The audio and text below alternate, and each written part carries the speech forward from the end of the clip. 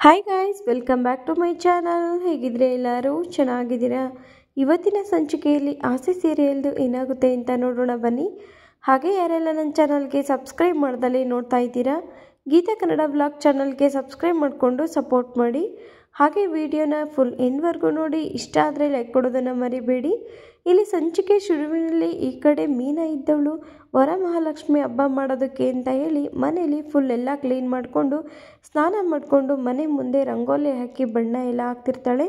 ಈ ಕಡೆ ಸೂರ್ಯಂಗೆ ಏನೇನು ತರಬೇಕು ಅಂತ ಎಲ್ಲ ನೆನೆಸ್ಬಿಟ್ಟು ಒಂದು ಬ್ಯಾಗ್ನ ಕೊಟ್ಟು, ರೀ ನಾನು ಹೇಳೋದಿನೆಲ್ಲ ಮಿಸ್ ಮಾಡಿಬಿಡಿ, ಎಲ್ಲ ತೊಗೊಂಡು ಬನ್ನಿ ಅಂತ ಹೇಳಿ ಈ ಕಡೆ ಸೂರ್ಯಂಗೆ ಮೀನಾ ಹೇಳಿರ್ತಾಳೆ.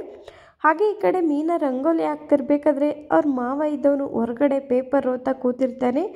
ಅಷ್ಟೊತ್ತಿಗೆ ಅಲ್ಲಿಗೆ ಸೂರ್ಯ ಬಂದುಬಿಡ್ತಾನೆ. ಸೂರ್ಯ ಬಂದ ತಕ್ಷಣ, ಏನಪ್ಪ ಸೂರ್ಯ ಬೆಳಗ್ಗೆನೆ ಎಲ್ಲೋ ಹೊರಟಿರೋ ಆಗಿದೆ ಬ್ಯಾಗ್ನ ಕೈಲಿ ಹಿಡ್ಕೊಂಡು ಅಂತ ಕೇಳಿದಾಗ, ಹೌದು ಅಪ್ಪ, ನಾನು ಹೊರಗಡೆ ಹೋಗ್ತಾ ಇದ್ದೀನಿ. ನಮ್ಮ ಮಿಸ್ಸಸ್ಸು ನನಗೆ ಇವತ್ತು ಲಕ್ಷ್ಮಿ ಹಬ್ಬಕ್ಕೆ ಅಂತ ಹೇಳಿ ಹೂವು, ಹಣ್ಣು, ಕಮಲದ ಹೂವು ಪ್ರತಿಯೊಂದು ಎಲ್ಲ ಥರದಕ್ಕೆ ಅಂತ ಹೇಳಿದ್ದಾರೆ ಅಂತ ಹೇಳಿ ಇಡೀ ಲಿಸ್ಟ್ನೇ ಹೇಳ್ತಾ ಇರ್ತಾನೆ. ಹಾಗೆ ಯಾಕಪ್ಪ ಇದೆಲ್ಲ ಅಂತ ಹೇಳಿ ಈ ಕಡೆ ಅವ್ರ ಅಪ್ಪ ಕೇಳಿದಾಗ, ಹೌದು ಅಪ್ಪ, ನಮ್ಮ ಮನೇಲಿರೋ ಹಿರಿ ದೇವರಿಗೆ ಆರೋಗ್ಯ ಆಯಸ್ಸು ದೇವರು ಕೊಟ್ಟು ಕಾಪಾಡಲಿ, ಯಾವುದೇ ತೊಂದರೆ ಇಲ್ದಂಗೆ ಎಲ್ಲದರಲ್ಲೂ ಚೆನ್ನಾಗಿರಲಿ ಅಂತ ಹೇಳಿ ಆಶೀರ್ವಾದ ಮಾಡಲಿ ಅಂತ ಹೇಳಿ ಇದನ್ನೆಲ್ಲ ಮಾಡ್ತಿರೋದು ಅಂತ ಹೇಳಿ ಈ ಕಡೆ ಸೂರ್ಯ ಹೇಳಿದಾಗ, ರಂಗನಾಥ್ ಇದ್ದವನು, ಏನಪ್ಪ ಸೂರ್ಯ, ನನಗೆ ದೇವರು ಈ ವಯಸ್ಸಲ್ಲಿ ಆರೋಗ್ಯ ಮತ್ತು ಕೊಟ್ಟರೆ ಸಾಕು ಚೆನ್ನಾಗೆ, ನಿಮಗೆ ದೇವರು ಆರೋಗ್ಯ ಆಯಸ್ಸು ಐಶ್ವರ್ಯ ಎಲ್ಲ ಕೊಟ್ಟು ಕಾಪಾಡಲಿ ಅಂತ ಹೇಳಿ ಈ ಕಡೆ ರಂಗನಾಥ್ ತುಂಬಾ ಖುಷಿಯಿಂದ ಸೂರ್ಯನಿಗೆ ಹೇಳ್ತಾನೆ. ಹಾಗೆ ಮೀನಾ ರಂಗೋಲಿ ಹಾಕ್ತಿರೋದನ್ನು ನೋಡಿ ತುಂಬಾ ಖುಷಿಯಿಂದ ಕೂತ್ಕೊಂಡು ನಗಾಡ್ಕೊಂಡು ಕೂತಿರ್ತಾನೆ.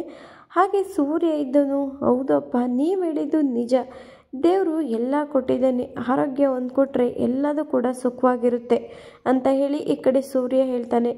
ಆದರೆ ಮೀನಾ ದೇವರು ಎಲ್ಲ ನೀನು ಹೇಳಿದ್ದು ತರ್ತೀನಿ, ಇಷ್ಟೇ ತಾನೇ ನೀನು ಹೇಳಿದ್ದು, ಹೂವು ಹಣ್ಣು ಎಲ್ಲ ತರೋಗಿದ್ದು ಕೇಳಿದೀಯ ಅಂತ ಹೇಳಿ ಸೂರ್ಯ ಕೇಳಿದಾಗ ಈ ಕಡೆ ಮೀನಾ ಇದ್ದವಳು, ಅಲ್ಲ ರೀ, ನೀವು ಹೂವು ಹಣ್ಣು ಎಲ್ಲ ತಂದುಬಿಟ್ಟು ತರಕಾರಿ ತರೋದನ್ನ ಮರ್ತು ಬಿಟ್ಟಿದ್ದೀರಾ, ತರಕಾರಿ ನೆನಪಲ್ಲಿ ತೊಗೊಂಬನ್ನಿ, ಅಡುಗೆಗೆ ಬೇಕು ಅಂತ ಹೇಳಿ ಮೀನಾ ಹೇಳಿದಾಗ, ಅಯ್ಯೋ ಮೀನಾ, ಮನೆಯಲ್ಲಿ ಒಂದು ವೇಸ್ಟ್ ಪಡೆ ಇದೆಯಲ್ಲ ಅದು ಕೇಳವೆ ತರಕಾರಿ ತರೋದಕ್ಕೆ, ನನಗೆ ಎಲ್ಲ ವಹಿಸ್ತಿದೆಯಲ್ಲ ಅಂತ ಹೇಳಿ ಈ ಕಡೆ ಸೂರ್ಯ ಹೇಳಿದಾಗ, ರೀ, ನಾನು ನಿಮ್ಗೆ ಹೇಳ್ತಿರೋದು, ಇನ್ನೊಬ್ಬರಿಗೆ ಹೇಳಿ ಅಂತ ನನಗೆ ಹೇಳಬೇಡಿ ಅಂತ ಹೇಳಿ ಈ ಕಡೆ ಮೀನಾ ಹೇಳ್ತಾಳೆ.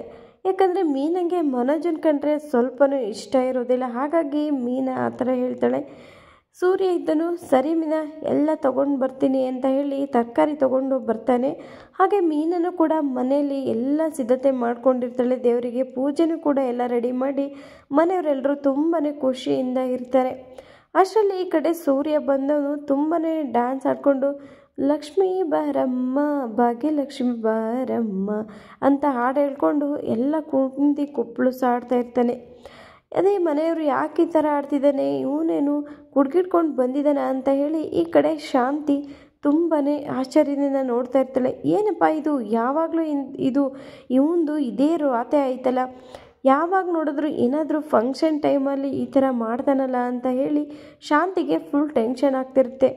ಏನೋ ಇದು ಸೂರ್ಯ, ನಿಂದು ಹಬ್ಬದಿನೂ ತಪ್ಪಿಲ್ವಲ್ಲೋ, ಏನೋ ಮಾಡ್ತಿದೀಯ ನೀನು, ಯಾಕೋ ಇವಳಿಗೆ ದೇವರಿಗೆ ಹಾರ ಹಾಕ್ದಂಗೆ ಇವಳಿಗೆ ಹಾರ ಹಾಕ್ತಿದೆಯಲ್ಲೋ ಏನೋ ನೀನು ಅಂತ ಹೇಳಿ ತುಂಬಾ ಬೈತಾಳೆ.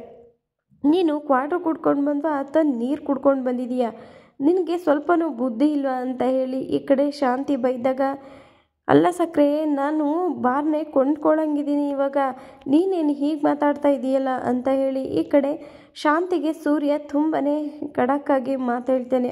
ಈ ಕಡೆ ರೋಹಿಣಿ ಇದ್ದಳು, ಏನಪ್ಪ ಇವನು ಏನಾದರೂ ಒಂದು ತೊಗೊಂಡು ಬರ್ತಾನಲ್ಲ ಇಲ್ಲಿ ಮನೇಲಿ ಅಂತ ಹೇಳಿ ತುಂಬಾ ಆಶ್ಚರ್ಯದಿಂದ ನೋಡ್ತಾ ಇರ್ತಾಳೆ. ಅಂದರೆ ಮೀನಾ, ಯಾಕೆ ನೀವು ಈ ಥರ ಮಾಡ್ತಾಯಿದ್ದೀರಾ, ನನಗೆ ಯಾಕೆ ಹಾರ ಹಾಕ್ತಾ ಇದ್ದೀರಾ ಅಂತ ಹೇಳಿ ಈ ಕಡೆ ಮೀನನ್ನು ಕೂಡ ತುಂಬಾ ಜೋರು ಮಾಡಿ ಕೇಳ್ತಾಳೆ. ಆದರೆ ಸೂರ್ಯ ಇದ್ದನು, ಇರು ಮೀನಾ, ನಿನಗೆ ಒಂದು ವಿಷಯ ಹೇಳಬೇಕು, ತುಂಬಾ ಖುಷಿ ಪಡ್ತೀಯಾ, ಮನೆಯವರೆಲ್ರಿಗೂ ತುಂಬಾ ಖುಷಿಯಾಗುತ್ತೆ, ಆದರೆ ಒಬ್ಬರಿಗೆ ಶಾಕ್ ಆಗುತ್ತೆ ಅಂತ ಹೇಳಿ ಈ ಕಡೆ ಸೂರ್ಯ ತುಂಬಾ ಖುಷಿಯಿಂದ ಡ್ಯಾನ್ಸ್ ಆಡಿಕೊಂಡು ಮೀನನ್ನು ಸುತ್ತಕೊಂಡು ಕುಣಿದಾಡಿಕೊಂಡು ಇರ್ತಾನೆ.